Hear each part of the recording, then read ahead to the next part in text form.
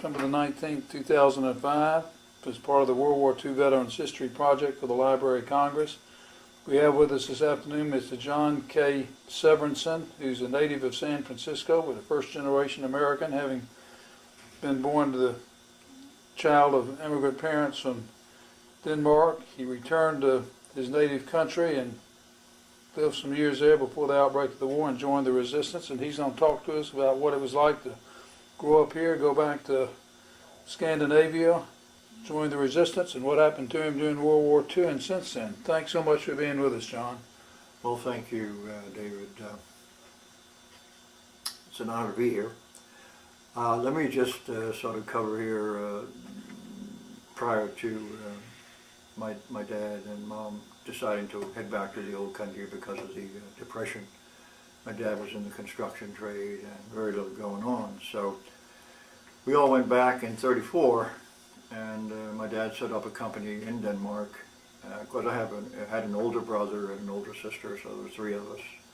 My dad set up a company in Denmark in the plastering stucco trade, so to speak. And that's not the stucco, that's the kind of building enhancement that's being used today. It's a little bit different techniques and different materials. But anyhow, he started a company back there, and unfortunately in 1938 he passed away from after effects of him falling from a scaffolding in downtown San Francisco from the third floor. It hadn't been assembled correctly, so he fell down 3 stories and they pronounced him almost dead, but my mom brought him back. So the after effects from that fall lingered with him and caught up with him in 38, sorry. So anyhow, he passed away, and my mom was with the 3 kids, and the business that my dad had established, my older brother, who was 4 years older than me, had learned the trade. He was taken out of school early. And then my mother decided that I was to learn it early. So in between going to school and learning the language and learning the trade, I became basically a stucco handyman, and we did really well. Then, unfortunately, in 1940, in April 9th, 1940, the German, Hitler's hordes invaded Denmark and Norway, and there was no really hint of it coming, aside from we knew that they had attacked France earlier and Belgium and Holland. But they came in, and of course, we knew it right away because planes were flying over us, the old Junker 3-engine aircraft, the Junker 52s.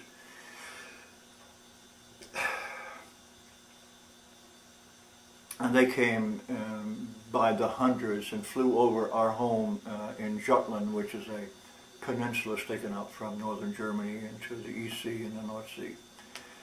So the planes were flying over, and then we heard on the radio that Norway also had been invaded. And Norway, being a very mountainous country, their troops could fight in the mountains, and they did. Denmark was very flat, and I don't think there's any point higher than 500 feet above sea level. So the Danish king decided to surrender instead of letting our military take heavy losses. So he decided to lay down the arms, and and they surrendered, and the Germans just took over and put up their own government. And the king was just strictly upfront face to the world that everything was fine, but it wasn't. So anyhow, gradually what happened in Denmark, which also happened in other countries that Germany occupied, was they gradually sent in their German industrial people, which were really trained, Hitlerjugend, and also SSS, which is the Stormband troops. And they came in and gradually took over running the country. The harbors, there are 2 big harbors in Denmark, 3 big harbors. One is Copenhagen, over in the island of Zealand, over near Sweden, and then there's the harbor of Aarhus, which is on the peninsula of Jutland on the east coast side, midway down, and it's a rather large harbor. And then there's one further up north on the peninsula of Jutland known as Åborg. And what gradually happened was that we didn't see any change as far as our family went. The changes that came rapidly was really that there was no gasoline available for cars or trucks. And so and nobody drove cars, the cars got stacked up, and of course the trucks were converted to burn wood, hardwood. And there was a large canister set on the side behind the cab, and then where the truck bed is, and that would burn and convert to gas, and then that would be injected into the engine. And all trucks had these huge gas burners, like huge barrels sitting on the trucks. So we, my brother and I then, as I grew older and learned the trade, we then had, in spite of the economy, we had many customers throughout the country, and then we would take either the trucks out and do our enhancement of different buildings and homes and stuff, or we would go on bicycles. The country isn't that large. It's probably 140 miles in length in Jutland, north-south, and probably the same east-west, maybe less. But again, it's very flat, and because it's so flat, it's easy to go on a bicycle. And we would have bicycle trailers, and then in our trailers we'd have materials for the jobs, and if there were smaller jobs, we'd carry it with us in the trailers, in the bicycles. We didn't want to ride the trains. We didn't trust them. We didn't want to ride the buses. We didn't trust them either, because there was always Germans on them, and we didn't know what was going to happen. So as I grew older, then I finally got out of school, and the resistance movement initially in Denmark, as it kicked in, were members of a communist party. And we didn't know this. I found this out later on as we got into it. But in early 1944, some friends of mine from high school approached me, and they knew I was an American, basically, and they said, hey, look, would you be interested in working with us and doing different things to see if we couldn't make it a little bit more difficult for the Germans to operate in Denmark, and also make it difficult for the German transportation group to ship train loads of soldiers up through Jutland from Germany, and then on ships in either Aarhus Harbor or Aalborg Harbor, get them on ships and then ship them up to Norway. And then on a revolving basis, some troops would come back, and that would be a reverse procedure. So the interest there was basically that they were involved in, and I said, yeah, okay. Of course, my dad, he passed away in '38 there, and I had my mom, she's the one that had to make the decision, but she said, we talked to her, and she said, well, look, if you want to go do it.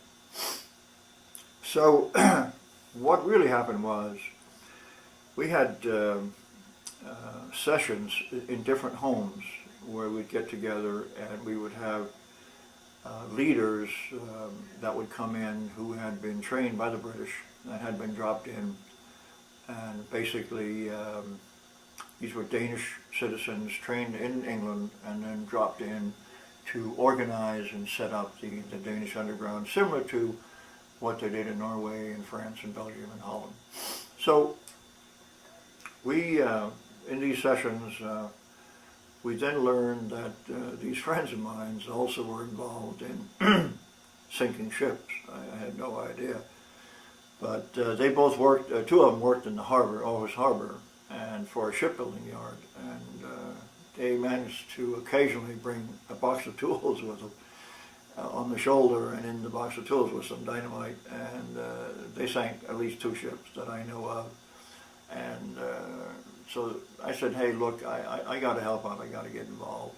So I got involved in this, and so did my brother, who was 4 years older than me. We got involved, and basically what we did was, we lived in an area north of the town of Aarhus, in a very flat area. Some of it was submerged in water like swamps and peat bogs. And there was like about 10 square miles. But some of it was dry. If you knew how to find paths, you could find paths in there. and you could do things because the Germans, they didn't dare go into that area because of the swamps. And if you got off the solid path going in there, that, unless you knew where they were, and you fell into a peat bog, you couldn't get out. So they learned that the hard way, the Germans did. So anyhow, we then learned how to get coded messages on the radio from BBC in London. They broadcast all sorts of family messages, and we were then decoding from them. Our leaders had taught us how to decode and what a word would mean, and then how we would interpret that. Basically, that involved weapons drops. And the weapons drops then would basically be somewhere around midnight or 1 o'clock in the morning. And what we had to do was be in the swamp area at a certain location based upon latitude and Longitude. longitude, sorry. So my brother and I then, with 2 other friends, basically were involved in weapons pickups. These were dropped down in parachute. These were Sten guns, submachine guns. These were Brownings, 6-shooters, and we didn't get any dynamite or anything explosive. Strictly munitions to use in the event that either we were caught in some hauling this equipment away somewhere, or when hopefully the Germans would surrender and we may get involved in some skirmishes. So we then, I got involved, and my brother did at the same time. This had to be early 1944, and then through that summer, what happened also was that the British Air Force and the American Air Force, they were coming across Denmark and used Denmark basically as a navigating zone. So they would navigate in, since Sweden is on the east side of Denmark, they would then navigate in on 2 cities, for example, in Sweden and 1 in Denmark. And when they hit a certain point, they would then turn south. And then they would attack German cities from the north. And that way they would basically avoid the fighter aircrafts that were defending the German skies when the aircraft came in from the west. So we noticed that started to pick up heavily. The British started to bomb. They had Mosquito Bombers. These were the famous built of wood type aircraft, unbelievable fast, and they would come in at treetop level, and they would then look for certain colleges. There was 2 colleges in Aarhus, essentially, and there were several in Copenhagen, where the dormitories had been taken over by the Germans, and they then put the Danish Resistance people that they had captured while they were out scouring around, they would then put them in the top floor level, at the roof level, to protect them from being bombarded by straight bombs coming down and penetrating through the roof. So the Mosquito Bombers, and this I don't think really has been talked much about, they were so agile, and they used 500-pound bombs. They would fly at treetop level, and they would drop bombs that would come in through the 2nd floor windows and not hit the roof. And that way the building, the walls of the building would blow out or collapse. The Germans were in the basements of the dorms while the attacks lasted. All the floors and walls came down, buried them, and then the prisoners sitting up in the enclosures, up in the attic, up in the roof structure, they would come down unharmed, and then we had ambulances that come in with Red Cross markings and picked them up, took them out, and put them in hiding. So this is how things were escalating, and so then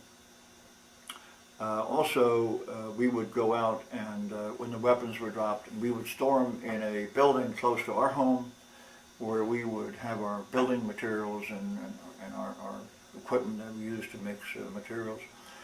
And what we would do is store the guns and munitions there, and then we would take them out also at night, and we would then set up training spots out in the marsh at night and early in the morning as the sun came up. We would set up training sessions and actually like an outdoor shooting gallery, where we would teach some other members of the group how to use the automatic weapons, the Sten guns. And this was somewhat dangerous because we would haul them over there in a bicycle trailer, two-wheel trailer, and we never knew when we would run into a German guard or two who would be patrolling the area, so that's why we also carried guns on us at the time. But we never really ran into a situation where we had to defend ourselves in that particular area.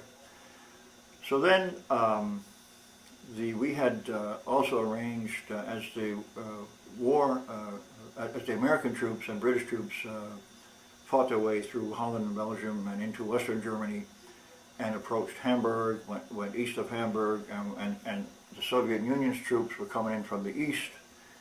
Then the word came to us in early May of 1945 that the Germans were looking to surrender. And so we were to be prepared to roll out, meet at a certain place, and then be ready to take over the entire harbor in Aarhus and certain buildings, police station, railroad station. We were to take over and guard them so that nobody could come in and take over, like any Germans who might resist, who would not agree to capitulate in accordance with whatever agreements they would come to in northern Germany. So what then happened around the 4th or 5th of May 1945, as you all know, the Germans surrendered unconditionally in northern Germany, and then that automatically stopped all fighting in Denmark and Norway, and the troops surrendered. So now it was up to us to see to that, as I had mentioned earlier, the initial resistance movement had been communists. Now we got the word at the same time that the Soviet Union troops who had marched westward into Germany was also looking to take it over part of Denmark. And this really, coming on top of the Nazis having been there for just about 5 years, and now the Soviet Union, who had taken over one of the islands, Danish island in the East Sea called Bornholm, had taken that over, and then we got the word that this was totally unacceptable. So we were then given the information on the morning of May 5th. We had code words like April 9th and August 23rd. August 23rd being in 1943 was when the Germans took over the Danish military, who they had not taken from their different billets throughout the country, but now they came in and took it over. So those two passwords were used, and we met in a local hospital. And that's where we all gathered, and we had our vehicles and motorcycles and bicycles, and we had our armbands, and we could see in this one picture I'm having an armband on my left arm. And we found, and these were new armbands that were given out because the initial ones we were to get, a batch of those had been found by the Germans, and they had copied them, so we didn't trust them for not taking some on and trying to come in and appear as if they were freedom fighters. So anyhow, we met there, and then we came in, left the hospital, and went into Aarhus Harbor, took over the railroad station in the north part of town, and from there we had complete access to the harbor. Now in the harbor, Aarhus Harbor, there was about somewhere around 40 ships of different sizes, some troop carrying for the Germans, and some were basically supply ships, and some were like a motor torpedo boat type size. So we, as resistance fighters, and known and called as irregular troops, the German Admiral, who was in charge of the harbor command there, we approached him. I was asked by the harbor command, the Danish, our leader in the harbor battalion, asked me if I'd work as an interpreter. As I speak German, I speak Danish, speak English. So I said sure. So we went out to the naval, Admiral's ship out in one of the piers, and arranged a meeting with him. And this was before the British came in, and we said, okay, Admiral, do you want us to speak German or do you want us to speak English? He said, I speak fluent English. He said, you can speak English. I said, okay. I said, would you surrender to us? He said, no, I will not surrender to irregular troops. So he said, when the British come in, bring out the British commander and I'll be happy to turn over my sword. And I said, okay, fine.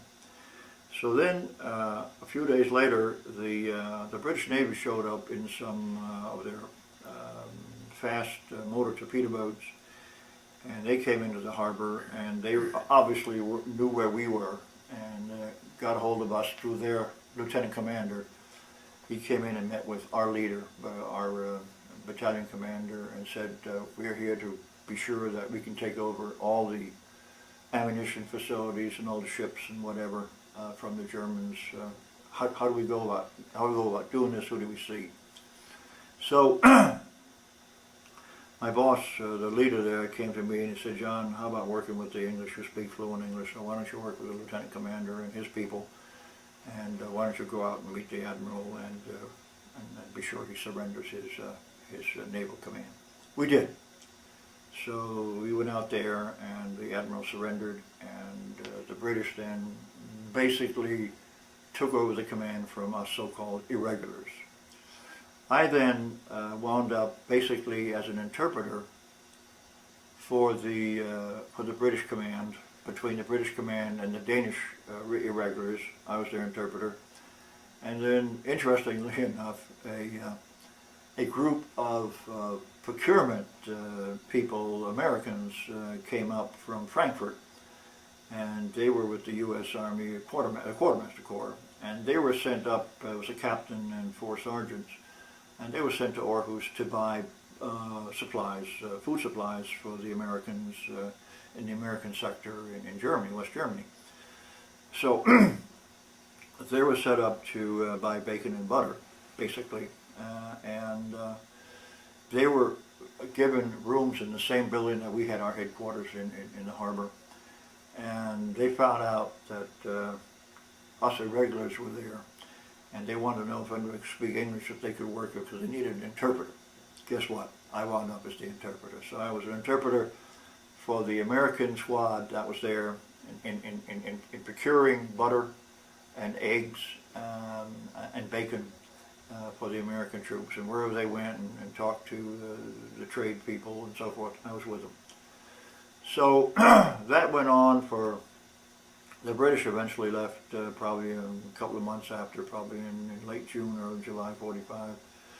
And then the Americans, they hung in there, and they stayed there until probably late in 45, and then they went back to Frankfurt. They had set up a different setup now and had gotten the people organized, the trade groups in Denmark organized to send by train or truck food supplies to Germany without them being there. They had set up the contacts and everything. So then I got in the mail a notice from the Danish war machine, the military, the war ministry.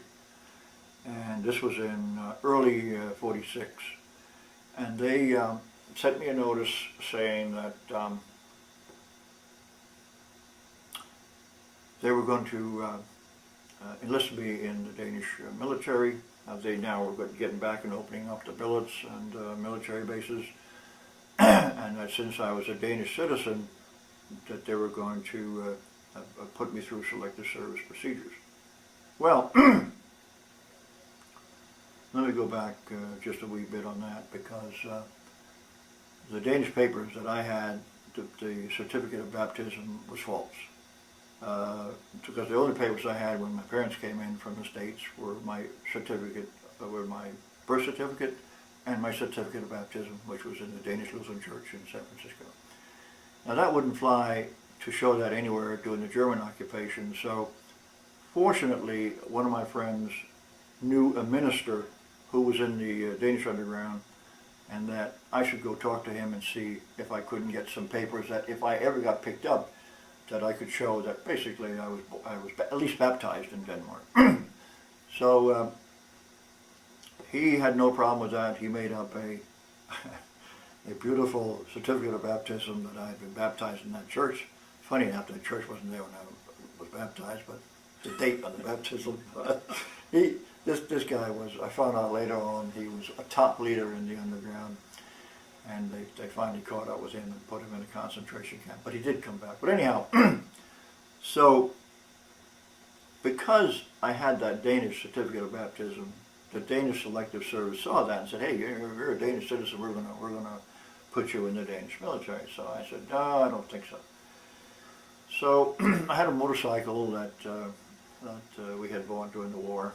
So I hopped on it and drove over to Copenhagen and met with the American Consulate General. The ambassador, of course, was not there in early '46, but they had a whack captain. Never forget this. It came into the American embassy, and I was taken up the stairs and up into this huge room, and I looked around and I saw this table over in the corner, and I saw this whack sitting over there, Women's Army Corps gal, and she introduced herself and chewing tobacco, and a regular gal.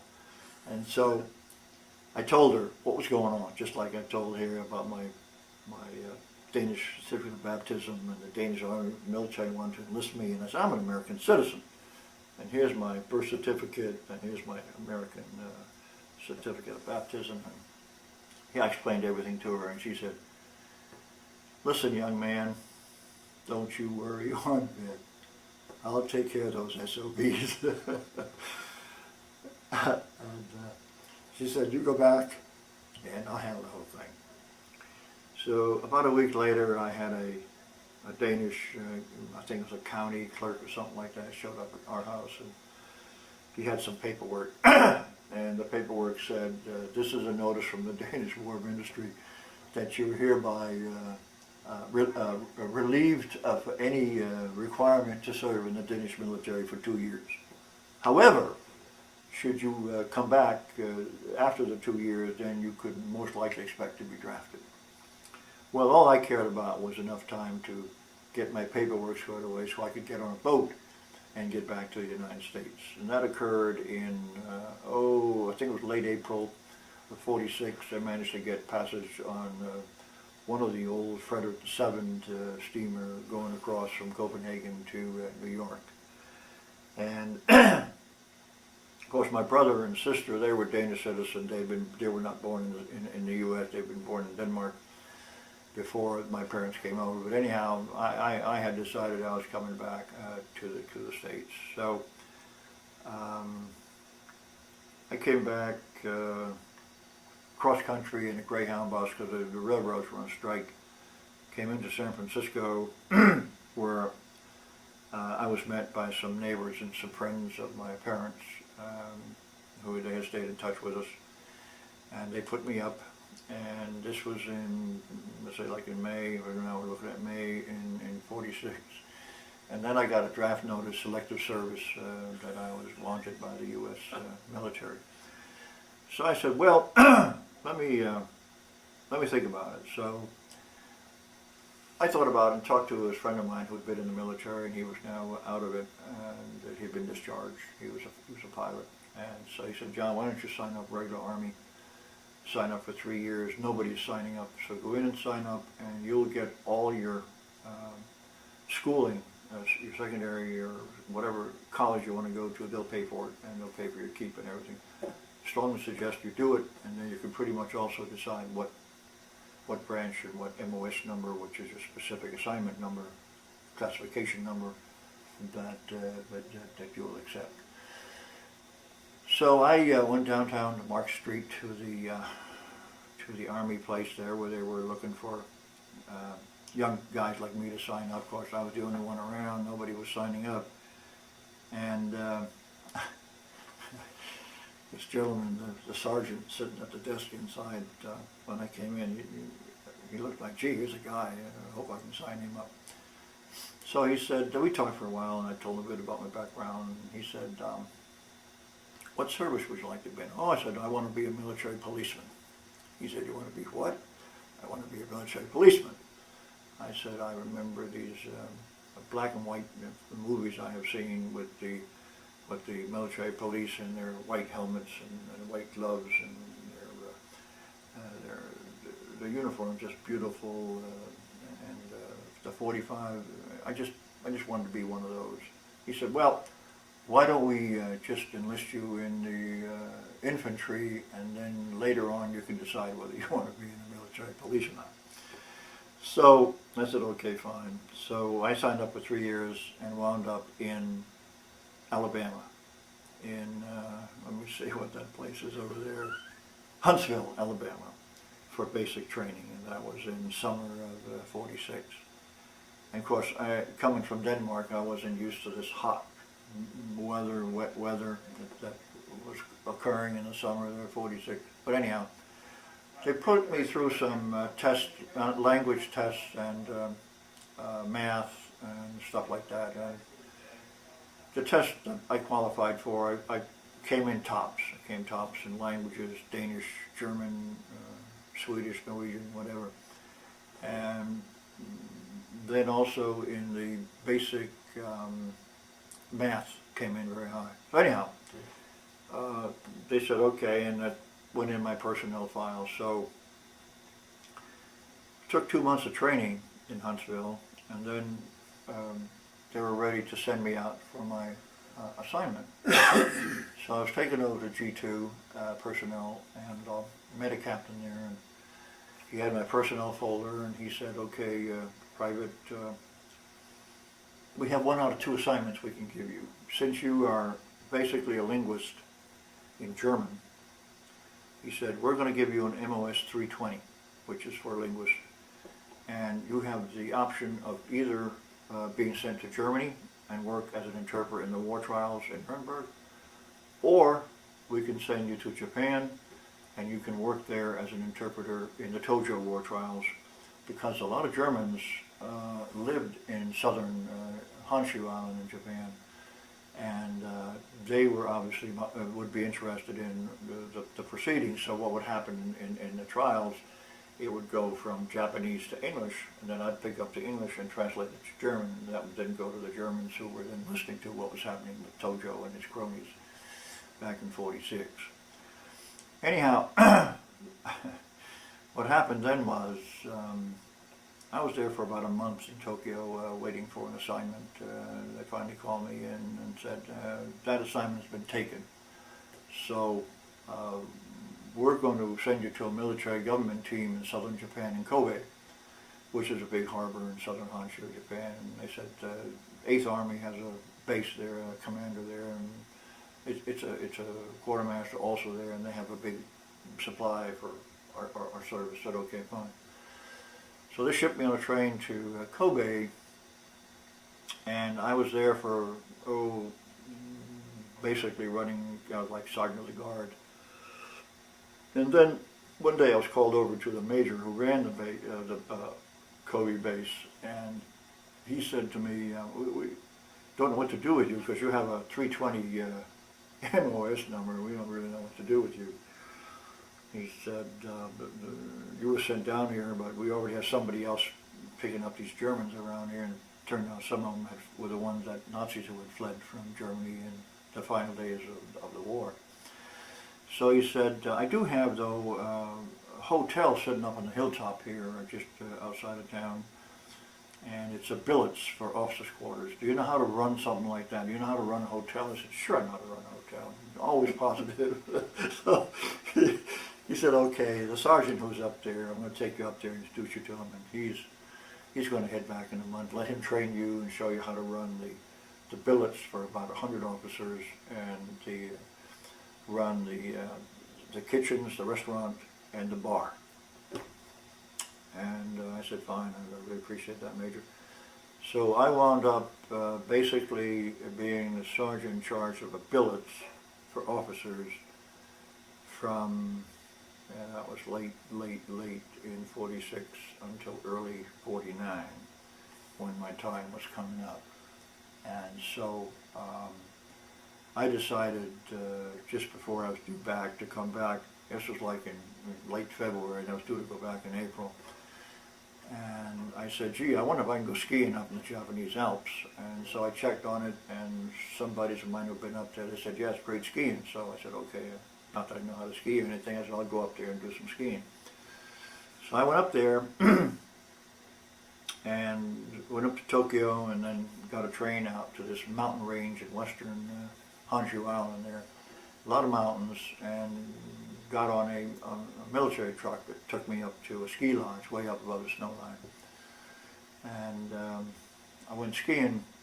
First day, things were fine. The second day, I was out skiing, coming down what they call the professional course, coming down.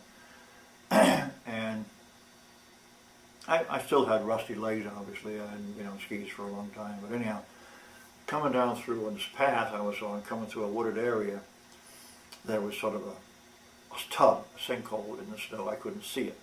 So I hit it, went flying, rolled over, and passed out.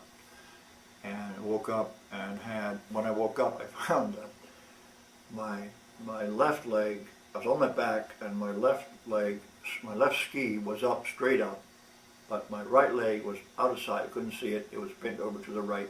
The ski was to the right. And I had a great pain in my lower leg and ankle. I didn't know at the time I'd broken it, but that's what happened. I said, okay, John, this is it. There's nobody else skiing. I was the only one on that ski route. So all of a sudden, after about an hour or so, and I just pretty much given up on everything, this skier comes down. It's an American sergeant comes skiing down. He said, I saw you. He said, I was over on that range about 2 miles away. He said, I was wondering who was going to ski this morning. He said, here come you come down. He said, you're going into the forest. I got you my binoculars, but you don't come out. So this guy was okay. So he called down to the hotel, and they got a sled up, and they picked me up and took me down to the hotel. And then from there down to a train into Tokyo, where they put me in the 28th General in downtown Tokyo. They set my leg. I'd broken the ankle, basically. The ankle was gone, and the fibula bone had been broken. So they set all that, and got that squared away. And then I was in the hospital for about 3 weeks, and my time was about up to go back to the States. So they put me on a hospital ship, and came back to the States. My time was due up late May, and then I got in there, had to be probably early May. And so one morning I was in the room there, the hospital room, and I was walking around with my special support brace on my leg. I was getting pretty good. And 2 officers walked in, and they started to talk to me in Japanese. Now, what I didn't mention was that when I ran the hotel, the staff at the hotel had about 100 Japanese there. Some of them spoke very good English. They taught me how to speak Japanese. So at least to a point where I could get along in the conversation. And knowing German and Danish, the alphabet is identical to Japanese. So once I learned that, it was pretty easy to pick it up. So they spoke Japanese, and I answered in Japanese, and they said, would you be interested in joining Counterintelligence and go back to Japan and work for us in Counterintelligence? I said, who brought up this thing? And they said, well, when you were in that hotel and you ran the hotel, you had 3 civilians there. I said, yeah, I thought they were just regular, civilians for working for the State Department. He said, no, they were all CIC agents, and they worked with you, and whatever you told them, they appreciated. And they strongly recommended that you be talked to about joining CIC. I said, no, I don't want to do that. I've had enough being over there. I want to go back to my family in Denmark. But I really appreciated what they did. So I then was well enough to stay with my aunt, who I had been with initially when I came back from Denmark, stay with her. And then my mother's birthday was coming up on June 4th. And so I got on a plane and flew cross-country across to New York, got on a plane there and flew to Denmark, and in time to get home for my mom's birthday. So after that, basically getting back in the old country, and then kicking in and helping my brother with the stucco trade. And then I met a Danish girl out of a well-to-do family. Her father was a doctor, a well-known doctor. And I said to my brother, I really can't even think about marrying this girl because I only have a trade as working as a stucco worker. And I said, I'm going to look and see if I can't go back to college, or go to college and see what Uncle Sam will pay for. What happened then was I went to the Polytechnical Institute of Copenhagen, one of the best polytechnical institutes in Western Europe, I found out. And I studied there for 3.5 years and got my civil engineering degree. And everything was paid for. My room and board, my books, everything was paid for under the GI Bill. And I can say that that degree, that what I learned in designing, calculating, estimating, managed when I got back to the U.S. to get me some very, very good jobs, and managed to give me a foundation upon which I could expand and get into supplementing my civil engineering with electrical engineering, mechanical engineering, which I then used to promote myself up. But anyhow, I married a Danish girl, not the one that I initially met, but I met another Danish girl, married her, and came back to the States in '56. I graduated in '54, went to work for an architect in Denmark, but I had to leave and come back because I basically had dual citizenship. If I didn't leave and come back in a certain time frame, I would lose my American citizenship. So I met this other girl, and we seemed to get along pretty well, and then we got married. I came back and settled in Washington, D.C., and then she came over 3 months later. We then proceeded, we had then 3 children, a daughter, a girl, a boy, and a girl. And I then, in Washington, D.C., I had been working for a local engineering architectural firm, designing airports and prison dorms, boring, but it was a good income. And then I was approached by somebody I'd met who said, maybe you'd like to join an organization known as technical reps. These were contract engineers who went to work for government agencies. And I said, sure, I'll look at it. So I signed up as a technical representative working on a civil engineering group at Andrews Air Force Base outside of Washington, D.C. And my assignment was to set up communications at air bases throughout the world for Strategic Air Command. Of course, there was no satellites in those days. It was always high-frequency communications, which were basically communications around 28 to 35 megacycle type communication wavelength. So I got into that, and from there got into designing. Obviously had the Soviet Union, which was a great threat at the time, and so I got into designing equipment that would resist impulses from equipment that would be generated, electrical equipment that would be generated either from aircraft or from on the ground, would send out radio signals that could jam our communications, that could jam our computers, could jam everything, if it was at high enough energy level at the right frequency. So I got into that, became a specialist, and wound up moving around to different companies and always working in the military-industrial complex. I have managed in those years to at least once a year go back to the old country, Denmark, and visit with my mom and my brother and sister. Of course now they passed away. My mom passed away in '88, my brother passed away in '97, and my sister passed away in '92. My 3 children are doing exceptionally well. My oldest one, my girl, Catherine, she lives in the Boston area, and she's married to a gentleman who works for one of the big computers for Microsoft. He's a top guy at Microsoft. My son works for a company called Osteotech, that's human tissues. He's got a top job there. And my youngest daughter is a nurse, oncology nurse.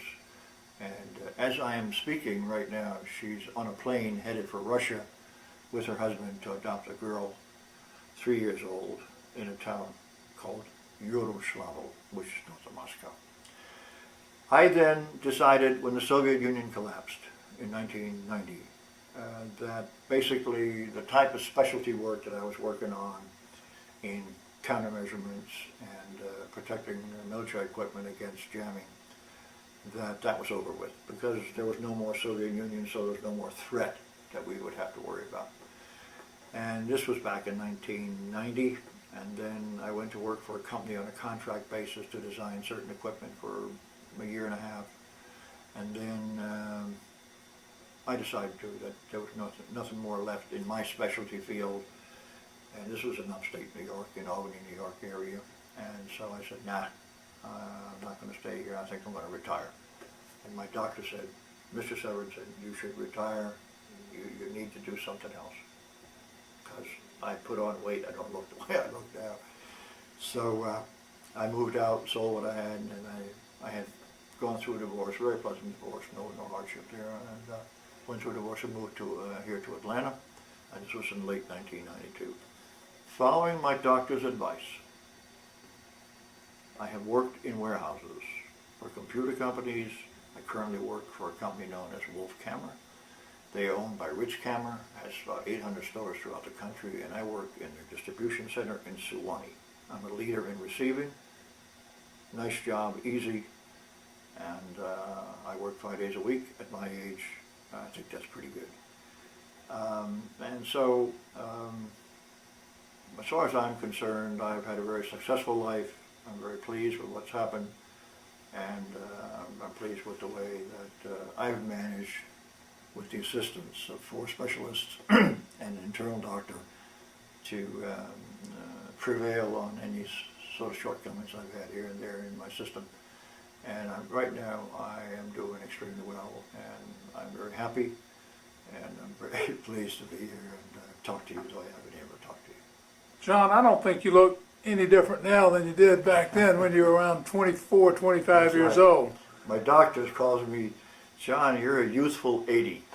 And he says, my internal guy says, I sure hope, he says, when I get to be your age, that I can have your attitude and have your health the way you're going. He said you're doing exceptionally well, and I just wish you the best. So, John, were there any atrocities that you recall as a youth in Denmark? Or was oh yes, absolutely.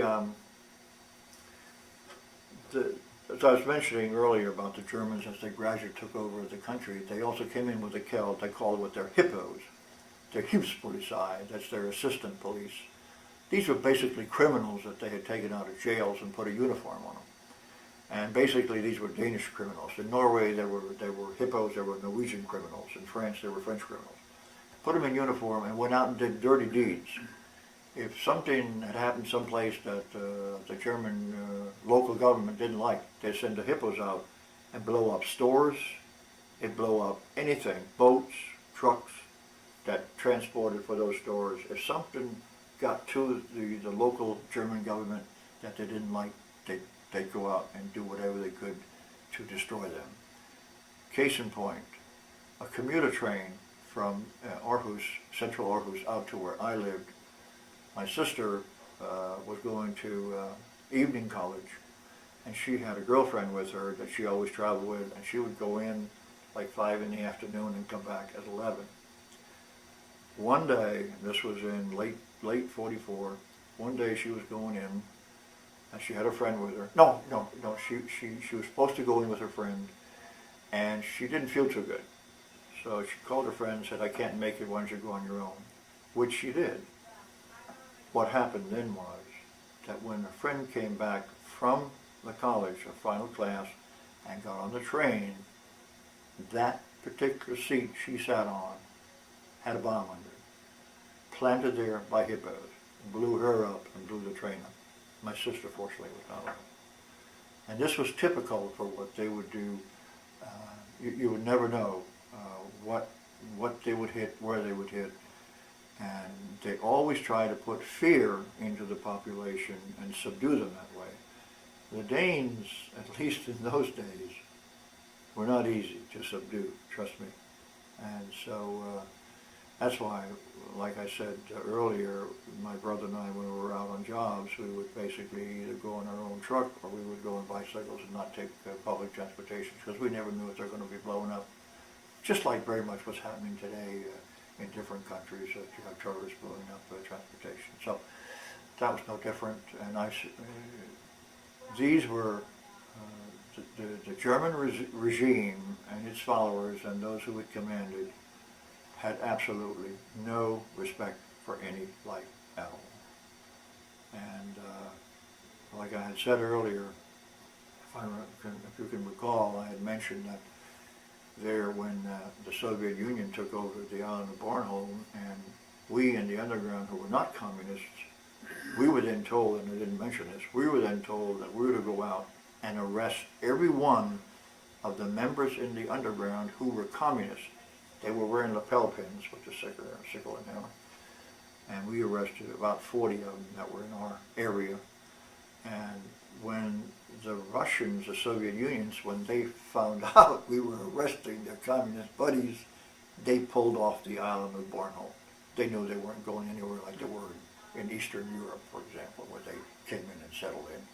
So I think basically what happened there was that if we hadn't gone against these communist resistance movement individuals the way we did at the time, I think that Denmark would then have been taken over by Soviet Union, no question in my mind, and that would have been absolutely devastating.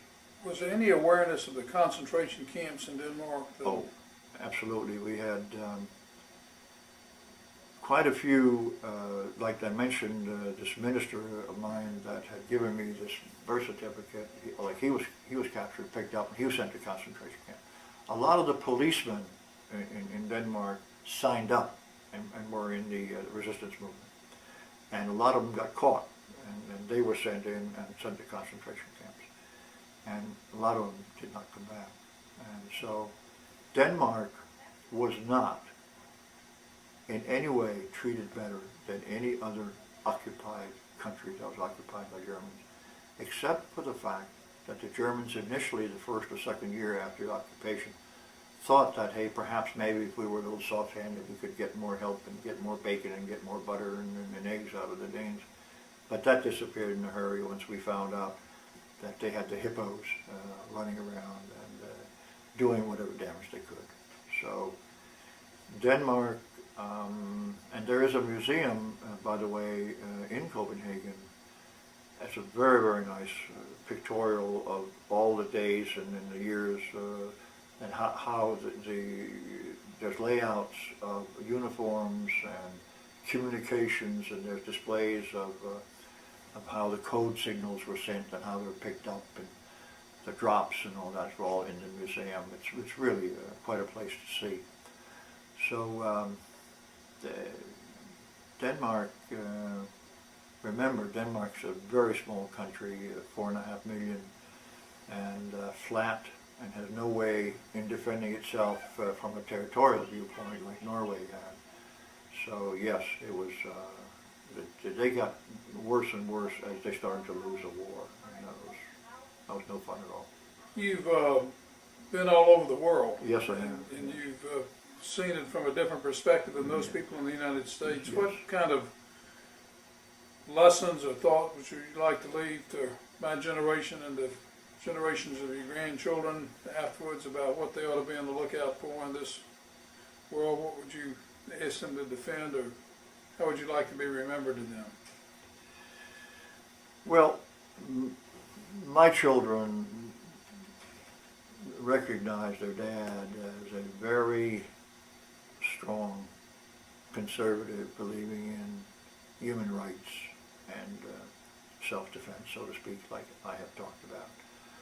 They are basically of the same mind I am, strong conservatives, and that, unfortunately, is what's just slowly disappearing in the country that I used to know, like Denmark, and all the surrounding Western European countries.